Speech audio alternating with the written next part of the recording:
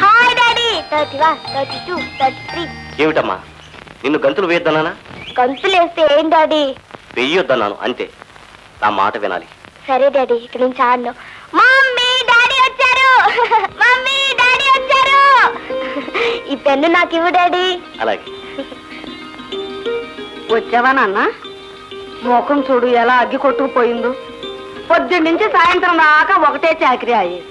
గుడికెడదాం అనుకున్నాం కదమ్మా, ఇంకా రెడీ కాలా? ఏది నీ గరాటే కూతురు ఇంకా రాందే? Karate కాదన్నమ్మా, karate. నాకు తెలుసులేవో, నేను చదువుకున్న ఆరోక. అవును, రాజా ఇంకా రాడదా కోర్టు నుంచి? నేను రెడీ బాబు గారు.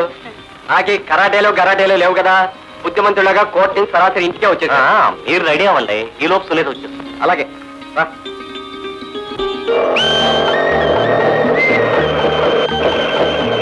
సునీత, సునీత, నేను ఆ పార్కులో కూర్చుంటే వాడెవడో లడ్డు అని పిలిచి నా చీర లాగాడే. లాగాడా? అందుకే నేను చీరలు కట్టుకుంది. పదా, ఆ గురువు గారు ఎక్కడున్నాడో చూపించు. అదిగో ఆ బొమ్మ దగ్గర నుంచున్నాడు. పదా.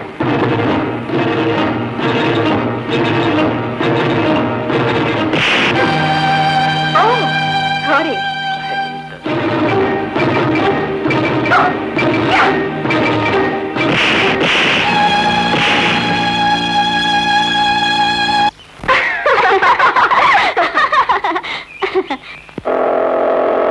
రాజా, సరే రాజా, కోర్టుకేనా? అవునత్తయ్య. అక్కడికి నేను ఎప్పుడు చూడలేదురా, ఒకసారి చూద్దామని. మీరంతా బలలు గుద్దుకుని వాదించుకుంటారంటగా. పద టైం. అత్తయ్య నువ్వు కోర్టులో జడ్జి గారిని బొందాన్ని తలకాయని తిట్టిపారేస్తావు. నోరు ఎప్పండి అసలు. నాకు తెలుసులే, నేను చదువుకున్న 6వ క్లాసు వరకు. నేను పని చేస్తాను అత్తయ్య. ఇవాళ కోర్టు నుంచి రాగానే కోర్టులో ఏ కేసు జరిగిందో అది మన ఇంట్లో వాదించి నటించి మీకు చూపించి ఆనందపడతాను, సరేనా? నిజమేనా? ఇదిగో కోర్టు నుంచి రాగానే జరిగినట్టు చెప్పకపోయావా? అత్తయ్య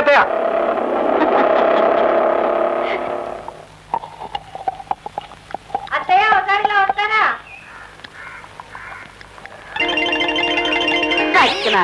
పచ్చిపిండి తినిచేస్తే కడుపులో నొప్పి వస్తుందిరా. రే జాగ్రత్తగా రబ్బండి.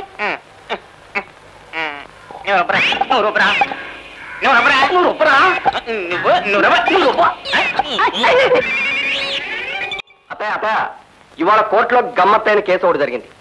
ఒక అత్తగారికి కోడలికి మధ్య గొడవ జరిగితే తల్లి మాట విని పెళ్ళానికి విడాకులు ఇవ్వడానికే సిద్ధమైపోయాడు. తల్లినే సమర్థించాడన్నమాట. శభాష్. కొడుకు అంటే అలా ఉండాలి. తల్లికి పెళ్ళానికి పడకపోతే పెళ్ళానికి విడాకులు ఇమ్మంటారా? ఇదెక్క న్యాయం అత్తయ్య.